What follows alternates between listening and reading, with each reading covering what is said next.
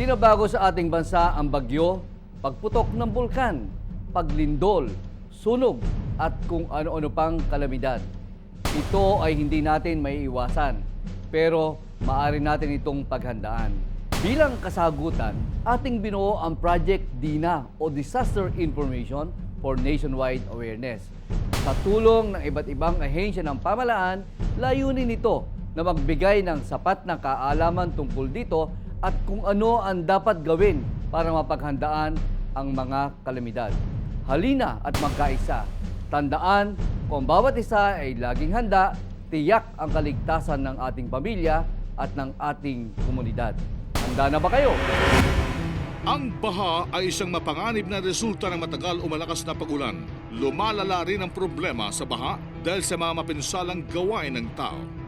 Kadalasang nagkakaroon ng pagbaha kung patuloy ang pagtaas ng tubig sa mga dagat, ilog, lawa, sapa at dam. Kapag umapaw ang mga ito, umaagos ang tubig sa mga karating nitong mabababang lugar. Upang makaiwas sa mga sakunang dulot ng pagbaha, tandaan ang mga sumusunod.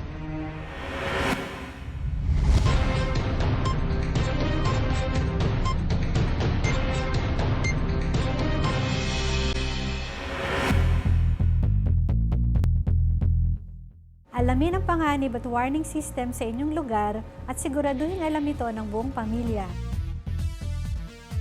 Ugaliing alamin ang ulat panahon araw-araw. Dapat maayos ang pagtatapon ng basura upang hindi ito magbara sa daluyan ng tubig. Regular ding linisin ang mga daluyang ito. Mag-imbak ng pagkain at malinis na tubig. Ihanda ang emergency survival kit. Maghanda ng radyong de baterya, pito, kandila at posporo, flashlight at extra battery. Gumawa ng evacuation plan kasama ang pamilya.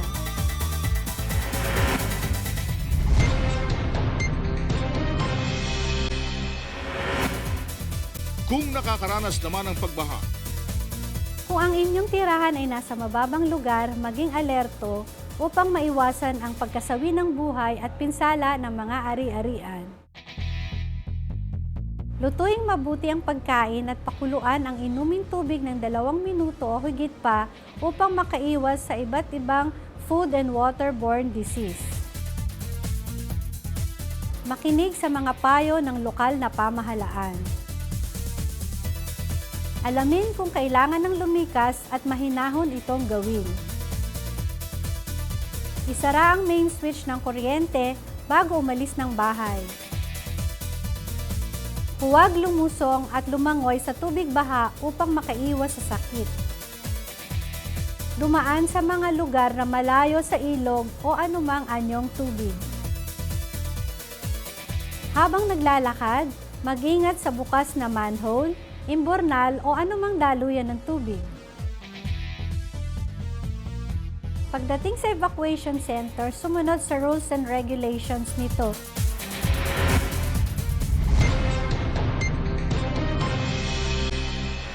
Maingat na suriin ang bahay. Siguraduhin walang outlet o kable ng kuryente na nakababad sa tubig bago buksan ang main switch nito. Magpakonsulta sa pinakamalapit na health center o ospital kung may nararamdamang sakit. Tandaang dala ng baha ang mga sakit na tulad ng leptospirosis, typhus, cholera at marami pang iba. Ipaalam agad sa mga kinauukulan kung may natumbang pose ng kuryente o napatid na kable. Itapon ang naipong tubig sa mga gulong, paso at iba pang lalagyan. may mga mabababang lugar din kabilang sa flood-prone areas ng bansa at hindi dapat dito nagtatayo ng mga bahay o anumang istruktura. Tamang kaalaman ay kahandaan, maging ligtas, maging panatag, Pilipinas.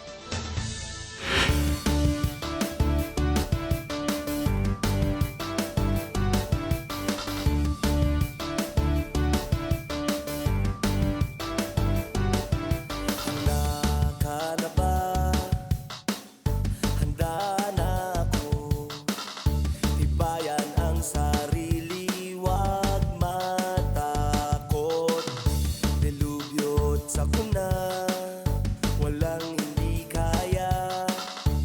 spotlight.